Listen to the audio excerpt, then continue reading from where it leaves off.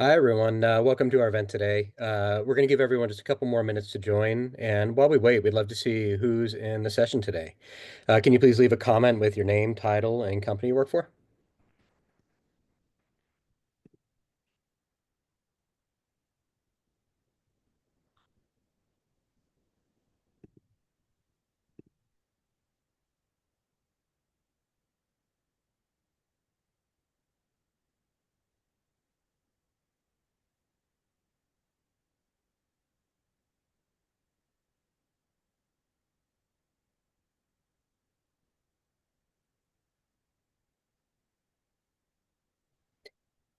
All right. Looks like we have about 15 people here, so we can get going. So in this session, you'll gain a clear understanding of where AI shines and where it falls short in paid search management. We'll dive into the newest AI machine learning campaign types so you can evaluate which tools fit your goals and then share actionable playbooks for blending these innovations with human strategy. By the end, you'll have a roadmap for setting your team and your brand ahead of the curve, leveraging AI smartly while retaining the strategic muscle only marketers can provide. We want to make this an interactive session, and we'll be introducing polls and the opportunity to ask questions that will be answered by our panelists at the end. You can use the Q&A feature throughout if you have any questions. Let's jump in. So, quick introductions to the team here today. On our webinar, we have our host, Tim Deloisio, as our VP of Strategy. I'm Brian Free, our panel moderator and Managing Director of Eyeful Media. And our panelists are Natasha Brandt and Tim Wyczocki, both directors of Paid Media at Eyeful. Welcome, everyone. And for our opening poll today, our question is how would you rate your understanding of AI in marketing?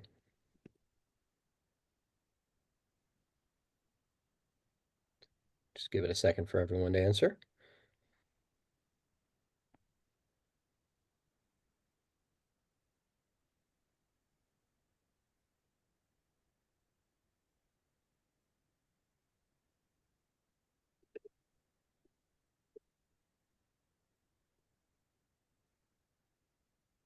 All right, so looks like we have pretty much evenly split here between the intermediate and beginner. So I think this webinar, this presentation will be perfect for everyone here today. All right, so jumping into our first question here, Tim, how did AI start making its way into Google Ads? Can you walk us through the timeline of how machine learning has become more integrated into the platform, from bidding and keyword changes to campaign types, and even how search itself is evolving? Yeah, great question, Brian. So Google didn't simply just flip a switch. AI has been a part of Google Ads for the last 15 plus years. So let's first take a step back to 2007 when Google first started focusing on AI within its platform. In 2007, Google first leaned into AI with Conversion Optimizer, which was Google's automated bidding tool that used historical conversion data to optimize campaigns. Then, 6 years later in 2013, Conversion Optimizer was further refined and expanded. Now, jumping ahead between the years of 2016 to 2019, this period was focused on expanding and building upon the signals that Google's AI used to credit and optimize campaigns.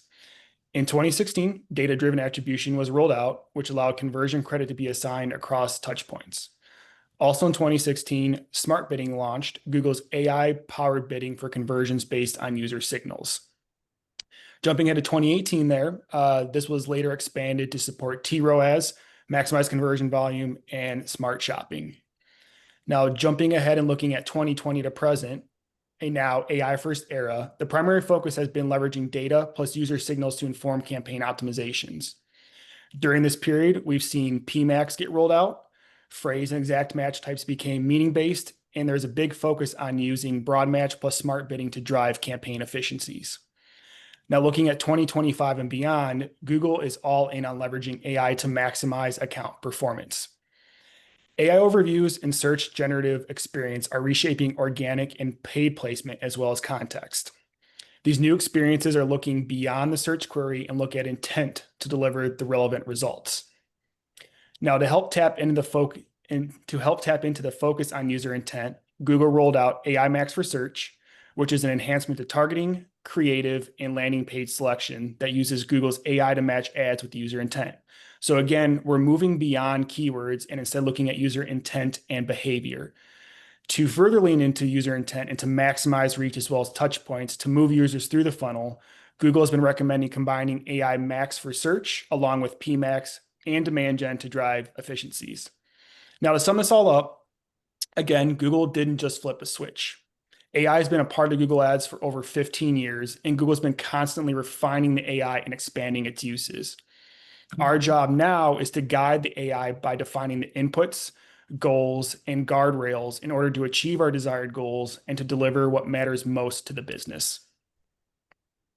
All right, terrific. Now that we've covered AI inside the Google Ads platform, let's zoom out. So we're going to be breaking the rest of this webinar into four pillars. We're going to go in depth into process, research, data, and ongoing optimization. Before we jump into the first pillar, we have another poll question. And the question is, which AI tools are you using today? And we'll just give it a minute for everyone to answer.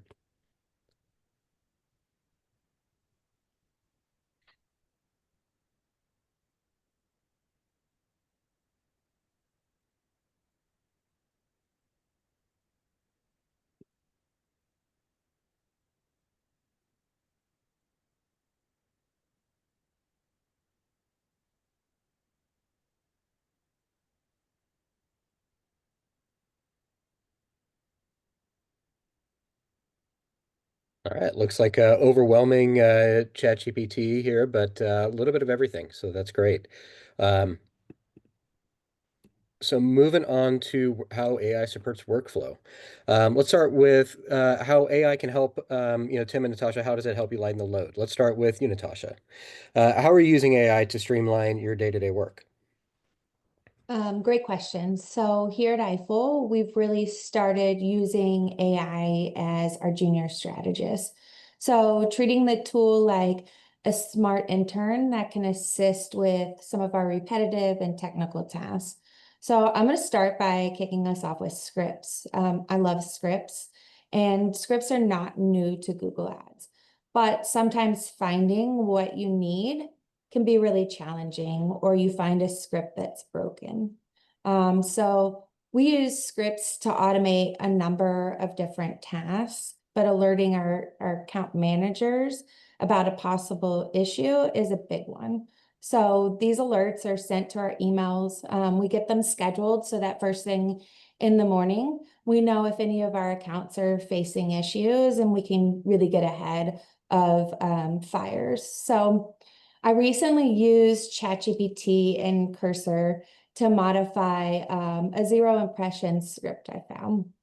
We have several B2B clients that don't spend on weekends, but our script is scheduled to check for active campaigns that serve zero impressions the previous day. So we started getting alerts on Sunday and Monday mornings. And I was easily able to run this script through AI and get it adjusted for our clients that have unique use cases so that we're able to prevent unnecessary alerts that really just cause noise instead of action. So another example is able to set up some guardrails within accounts when it comes to budget pacing.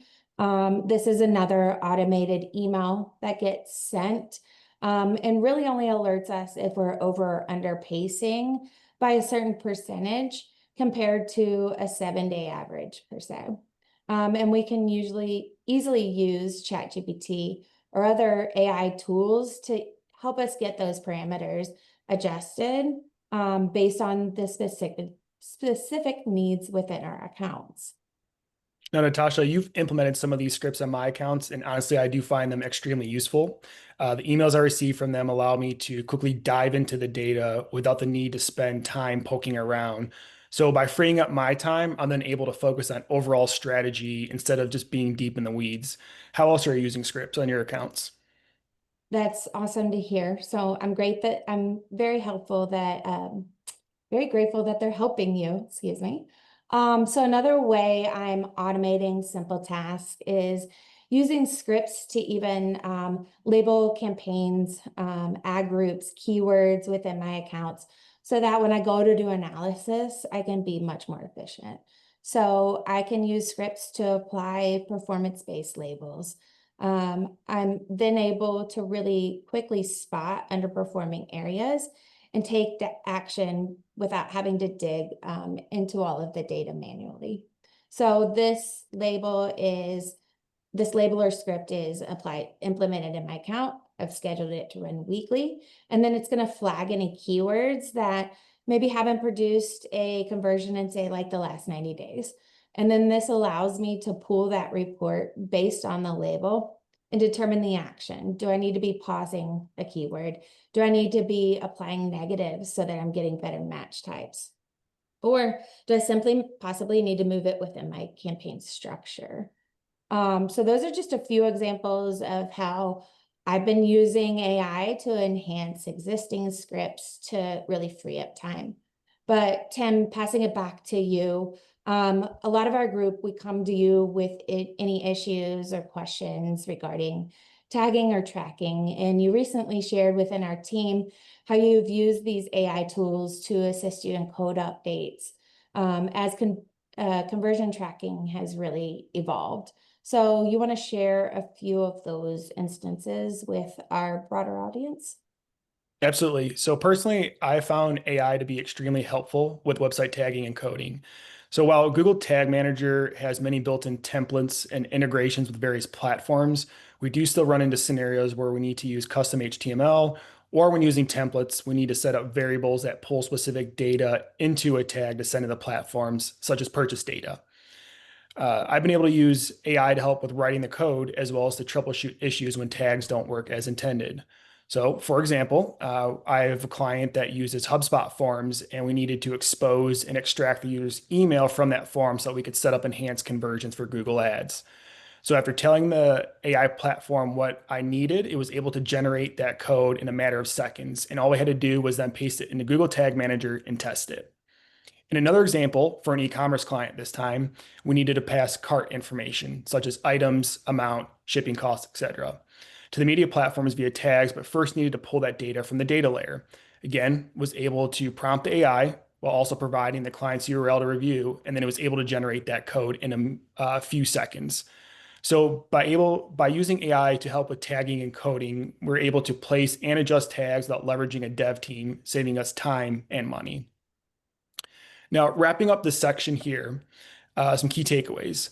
Automating a few simple yet high impact tasks is an easy way to start incorporating AI into your workflow, whether it's generating scripts for performance alerts, applying labels for quick keyword analysis, or troubleshooting basic tagging issues. AI tools like ChatGPT, Cursor, and Google's Gemini can act as a smart assistant. Now, AI isn't about replacing our expertise. It's about expanding our expertise while also finding efficiencies so that we can focus on strategy and business outcomes. Start small with AI, get comfortable, and you'll quickly see how AI can streamline your day as well as catch issues before they become fires. All right, thank you, Tim. I love that you are really focusing on letting AI handle simple tasks so that you and the team can focus on strategy, practicing what we preach. Back to Tim. Let's talk about campaign planning. How are you using AI to build audiences, develop creative, and prepare smarter strategies for your clients? So AI can crunch numbers and find patterns, but it doesn't understand your brand's bigger picture. So that's why strategy should stay in human hands. So when we onboard clients, we talk a lot about their business in our kickoff call, and that information becomes invaluable when we start to build their paid media campaigns to align with their goals. One area that we leverage AI for is audience building from personas. So many times clients already have an audience persona for their ideal customer. However, these attributes of these ideal customers aren't always easily translated into platform targeting parameters just due to what's actually available in the platforms as well as due to privacy. So for example, this customer could align with X, Y, and Z attitudes, values, interests, lifestyles, and opinions, favors XYZ brands or owns XYZ brands. Not always can we translate those to the targeting that's available in the platforms.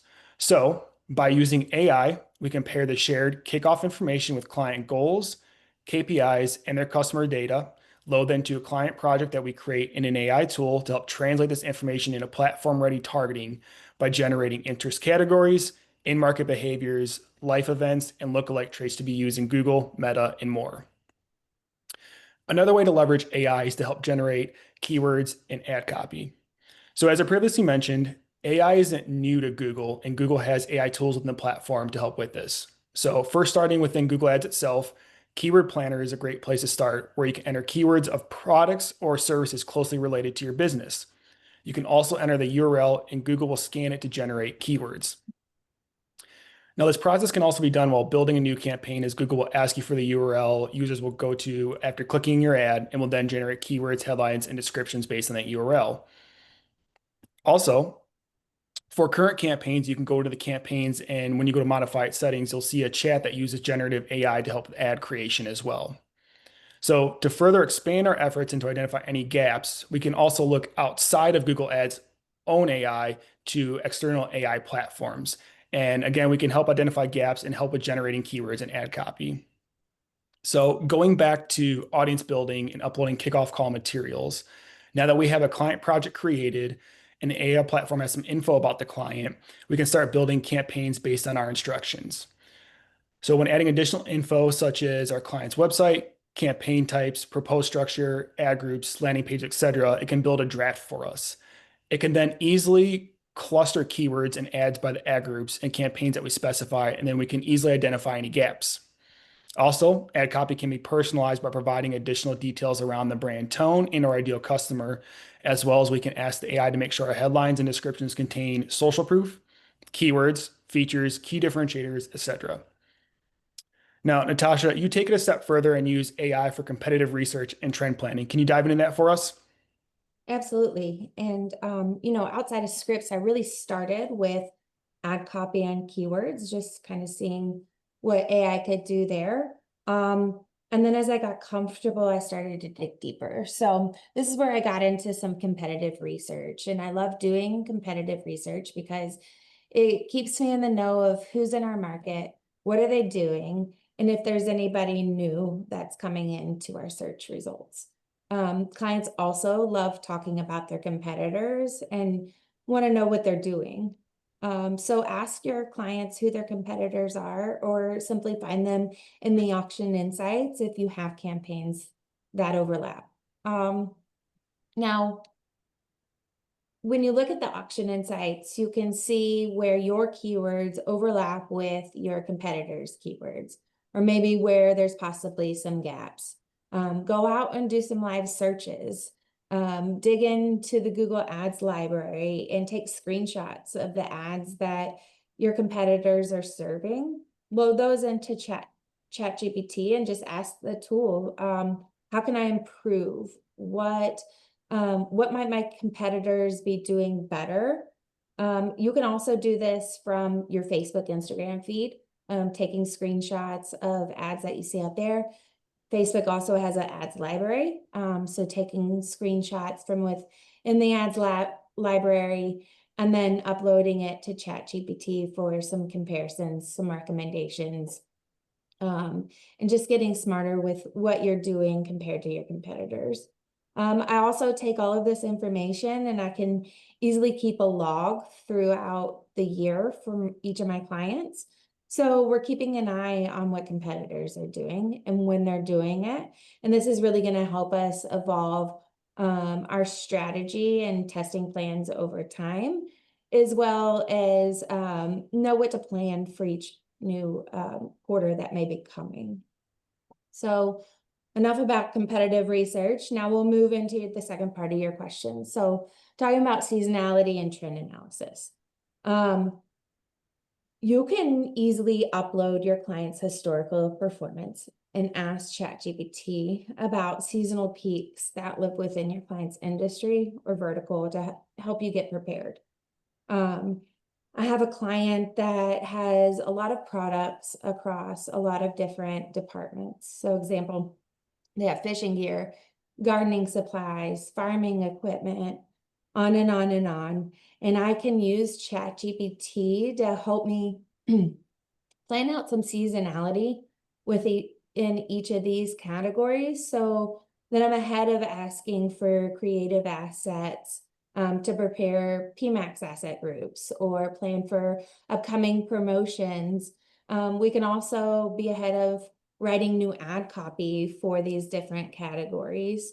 Another idea is if they are highly regional, you can provide geographical information And then you're able to be prepared and know when to launch, know when to expect peaks so that you're allocating appropriate budgets to the correct categories at the right time.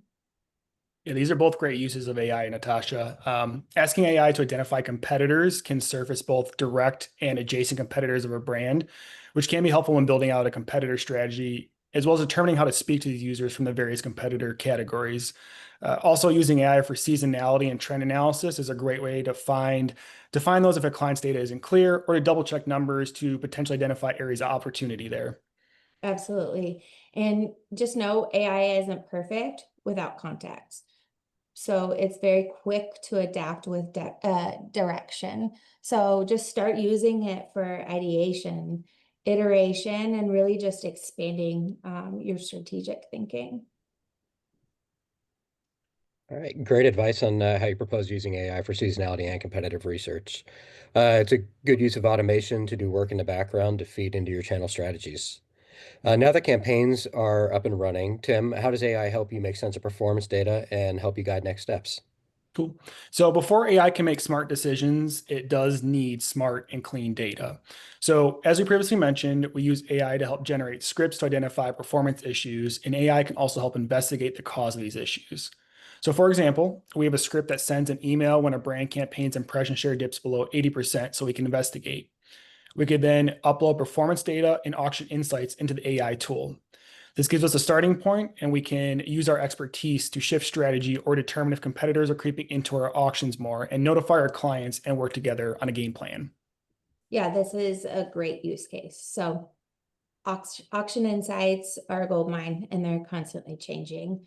But in the platform, it can be really time consuming trying to pull what the auctions insights looked historically, aggregating the data, finding a story. So here you can set up some scheduled reports to pull out that auction insights data. And then you can use scripts and AI to easily track. And you can modify that data so that the output is digestible and visual versus just a data dump in a table. We can even have the AI adjust the output or clean up the data so that it's segmented by campaign types or possible tactics that are important for us to monitor, not just within brand campaigns, but across the account. And since we have AI to help with these scripts, these scripts are really only limited by our imagination. So going back to examples here, we also have a script that reviews CPA changes over a 14-day period and sends an email when it increases by more than 20%. So we can start to deep dive into the issue with AI assisting by uploading screenshots from our account, such as performance data and change history. We can then ask AI to identify causes or to tell us if additional info is needed to further service problems.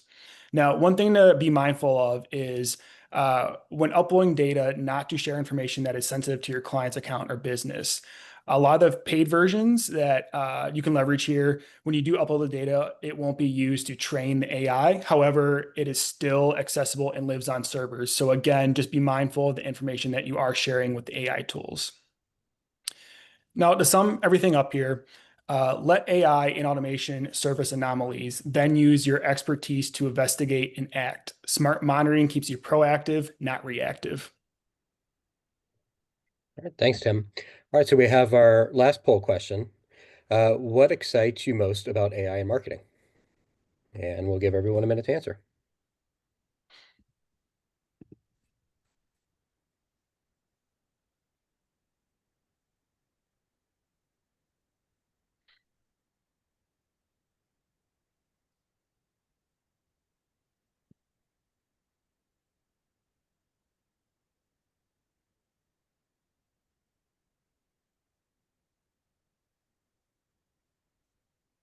All right. Looks like kind of a wide range here as well. So data insights leading the pack here, and automation, content creation, personalization, all important as well. Thank you all for your answers. And so now moving on to our last pillar, staying strategic over time. But before we jump into that, if you do have any questions and you want to ask the team that we'll answer at the end of the session here today, please use the Q&A feature. And now for our final question. Natasha, what are some of the ways that you think of AI assisting you to formulate strategy for clients? Awesome. Let's head back into really machine learning and AI within the ad platforms. So sending first-party data to your ad platforms for optimization is really going to be crucial as more and more AI is rolled out, especially where we're learning, and that learning doesn't come or rely on keywords. It's really important that first-party data is used as the AI and machine learning really leverage it to reach the right users to make sure you're achieving your desired outcome. Yeah, that's a great point, Natasha. One of my B2B clients switched from using Google Ads tags conversions, tracking the upfront form submit, to first-party Salesforce data that was focused on opportunities in closed ones. And we saw significant performance improvements there. So when looking at the account as a whole and comparing periods, while spend increased 13% and leads only increased by 3%, the quality of leads improved when looking at down funnel metrics. So when taking a look at those down funnel metrics, we saw that our MQL to SQL rate increased 38%. The MQL to closed ones rate increased 23%, and closed ones increased 26%. Now, taking it a step further, and when drilling down into PMAX, which is a very AI-focused campaign type, we saw similar lead quality improvements. So while spend increased 27%, leads actually decreased 32%. But again, when we took a look at those down funnel metrics, we saw the quality of leads improve. So when taking a look at our MQL to SQL rate, that increased 176%. MQL to closed ones rate increased 134%, and closed ones increased 60%, resulting in an 84% increase in revenue. That's awesome, Tim. Thank you for all of your real life results you're sharing with us today. So moving beyond audiences and really looking at long-term strategy, we're going to shift to the optimizations that we make. So within Google Ads, we know it has its AI recommendations, but just know they can be self-fulfilling and what's best for Google. So the ad platforms, they're not going to understand or take into consideration the nuances within your client's business. So this is where third-party tools can be a bit more agnostic, and you can feed it that important context so that it's helping you with decision making. So you can load recommendations from Google, provide context for what you're trying to achieve, along with some important information, and see what the AI tool can suggest. Now, I'm not telling you that the ad platform's recommendations are wrong or bad, but they don't always align. So make sure you're thinking strategically about what you're trying to achieve, what your goals are before you blindly apply them. Optimizing accounts takes data pooling and aggregation. Then it takes analysis and action. So if you don't have fancy tools to help you, this part of the job can really eat up time.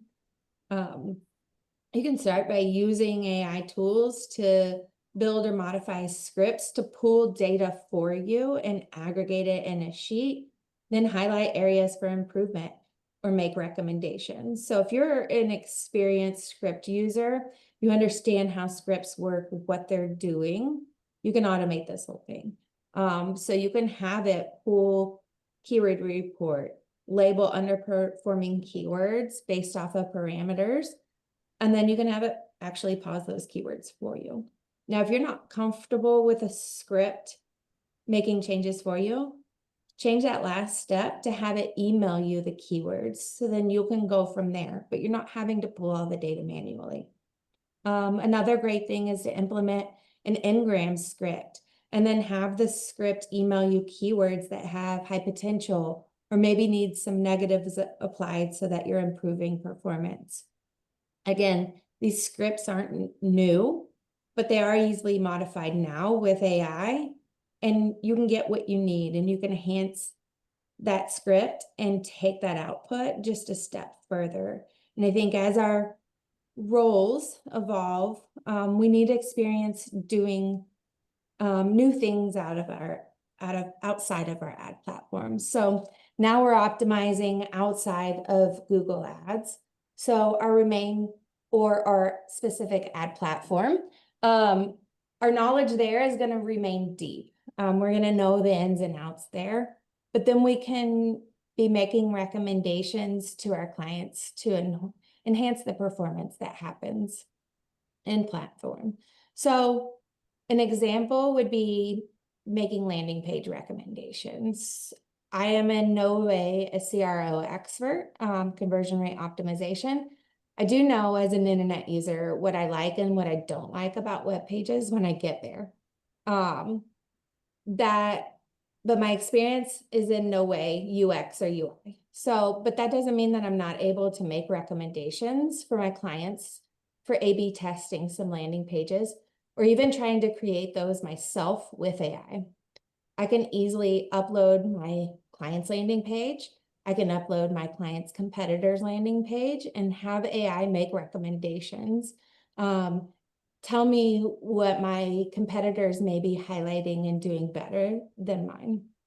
And just know that landing page improvements can increase your conversion rate, and then that's going to increase your account performance.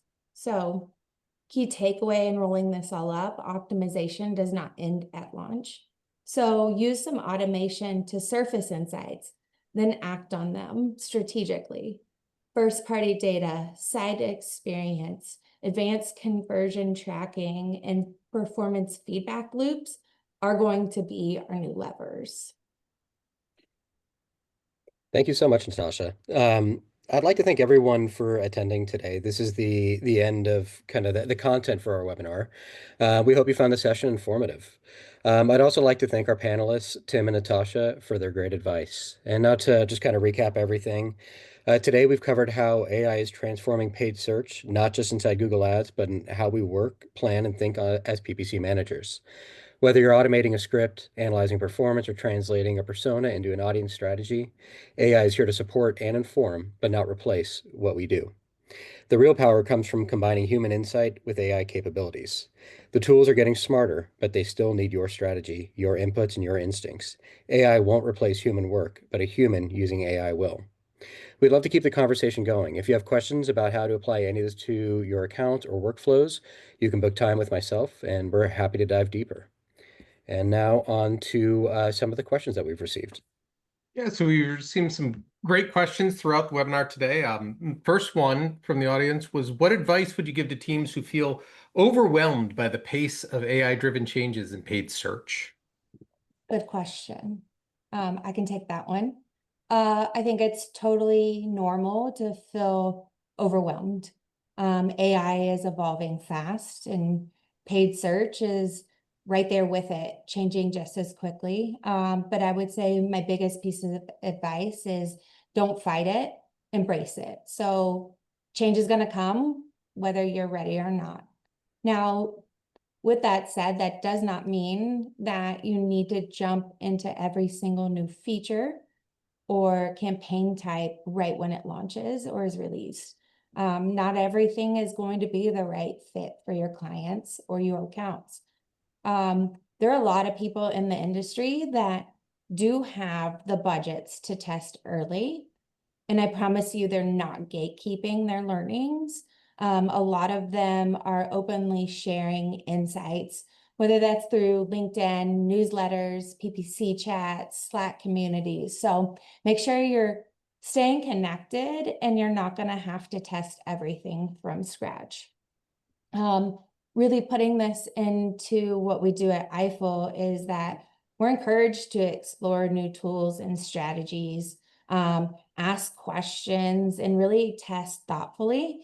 And it's not about chasing a new trend. It's really about making smarter decisions for our clients based on what we're learning either from others or from our own testing. So let me know if there's any follow-ups to that. Well, so that's great, Natasha. And a few quick tips that I have personally. I do think it's important to build a team culture where it is safe to test and fail. That is ultimately how you get more comfortable with the fast change. While failing can be frustrating, it is key in learning and growing, and then those learnings can be applied moving forward. And this is especially important as AI doesn't always get it right, like you previously mentioned.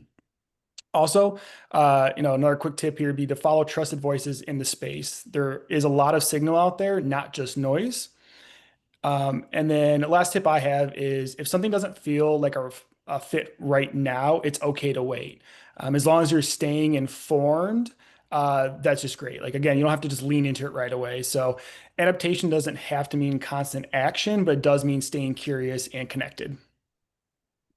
Thank you, guys. Another question from the audience was, well, which AI tools and scripts do you rely on most consistently in your daily account management and why? Cool. I can take this question. So honestly, this really does depend on the person and their needs. So just like every paid specialist has their own way of managing and optimizing accounts, the same goes for AI tools. There's no single right answer. So my advice would be to test them, try all the different language models, learn what each one is good at. Some are going to be better at quick summaries or idea generation. Others are better for deep dive research. So take a question you ask often, run through a few tools, compare the results, and decide which ones make sense for you. That's how you find what fits your style and brain. So from personal experience, an example I have is the actual development of Google Ads scripts. So I have found personally that Gemini is better than ChatGPT at creating scripts that are both functional and require little to no updates. Another example for me personally is with ad copy. So I found that both Gemini and ChatGPT are both equally useful, and I will sometimes actually use both as they'll give me copy that's slightly different from one another. I've even used these tools to generate audio scripts for audio buys, sending versions from each AI tool to the client for approval. And then we actually had the client choose a version from each to be recorded. So again, just testing them out to see where one shines versus the other there. Now, when it comes to the types of scripts, I start with my daily workflow, right? So, what's repetitive, time consuming, or a mental drain that can be automated? We shared a few in the webinar here, so like scripts that sends alerts for zero impressions, sudden changes in CPA, or budget pacing issues. Others aggregate keyword level data or run ngram scripts to service trends there. So, these help us catch issues early and pull insights that platforms don't always surface on their own.